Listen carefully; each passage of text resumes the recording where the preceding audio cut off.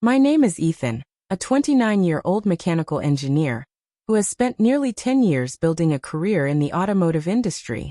The work is demanding, long hours that drain both body and mind, but it pays well enough to give my family a stable, comfortable life.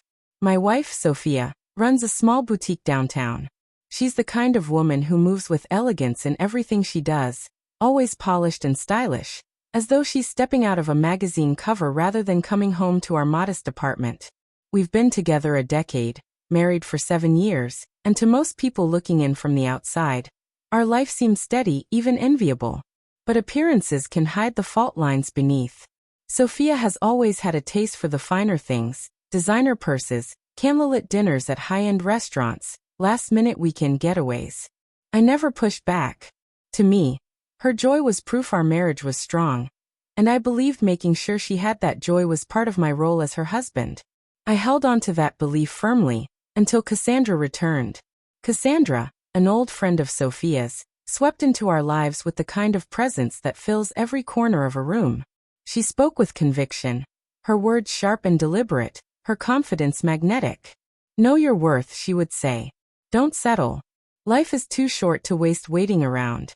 She appeared one Thursday evening, suggesting she and Sophia spend the weekend reconnecting. From the very first dinner, something in the air shifted. While we ate, Cassandra leaned back and said casually, "Ethan, men rarely appreciate what's in front of them until it's slipping away. Women who understand their value don't wait for permission, they take it." The way she looked at Sophia while saying it twisted my stomach. Sophia answered with the faintest smile, a small nod, and for the first time in years, I felt as though an invisible wall had risen between us, one that kept me on the outside. That entire weekend was a slow drip of Cassandra's influence. Every word seemed directed at Sophia, shaping her thoughts, tilting her perspective. I noticed how freely she laughed at Cassandra's jokes compared to mine, how intently she absorbed her advice, how her eyes lingered on her friend longer than they had on me in what felt like forever. I stayed silent, watching, memorizing every subtle change, every flicker in her expression. A few nights after Cassandra left, my unease finally found proof. Sophia and I shared a tablet we used for our schedules and the occasional project. Late one night, while reviewing a document, I stumbled across a new audio file labeled Simply Urgent. I pressed play. Cassandra's voice filled the room. "Sophia, you've waited long enough. Take back your independence. Step away for a while, make him feel the void. If he values you, he'll fight for you. If he doesn't, maybe it's time to see what else the world has to offer. Don't waste your life waiting for his attention." My pulse hammered. This wasn't harmless advice. It was strategy, and Sophia was already acting on it. The following evening, just as I was preparing for another late shift, Sophia approached me. Her voice was calm, almost gentle, but unshakable. "Ethan, I need time to think about us. Maybe a week, just to clear my head." I forced my voice to remain steady. "Where will you be staying?" She hesitated for only a moment before answering. "At Cassandra's." I didn't argue. "If that's what you need, do it," I told her. She slipped a few things into a bag, gave me a light kiss on the cheek, and walked out. The apartment felt unnervingly quiet in her absence. Hours later, my phone buzzed with a charge from our joint credit card. Not Cassandra's address as expected, but a boutique hotel downtown. An hour after that, another alert, an extravagant dinner for two at the hotel's rooftop restaurant. The next morning, I checked her banking app. A transfer from someone named Julian Carter appeared, with a note attached. "Last night was unforgettable." Everything felt right.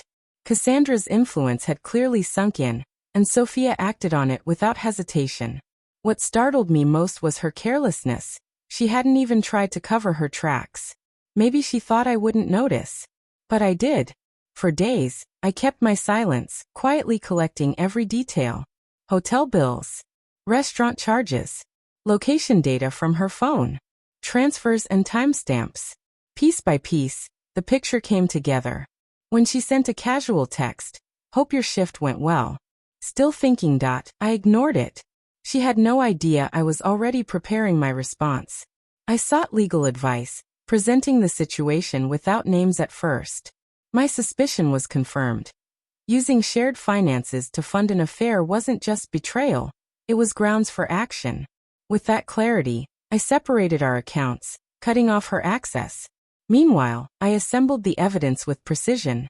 Screenshots, receipts, location logs, all carefully arranged. A week later, Sophia returned, Cassandra walking confidently at her side. They expected tears, maybe anger, perhaps even a desperate attempt to reconcile. Instead, I asked them to sit. Sliding a folder across the table, I watched Sophia's face pale as she leafed through hotel invoices, bank transfers, and GPS records. Cassandra opened her mouth to speak, but I stopped her with a single steady glance. "The facts are here," I said. "You followed her advice. You betrayed me. You lied. And you used our money to do it." Sophia's tears came quickly. Her voice shook. "I was confused, Ethan.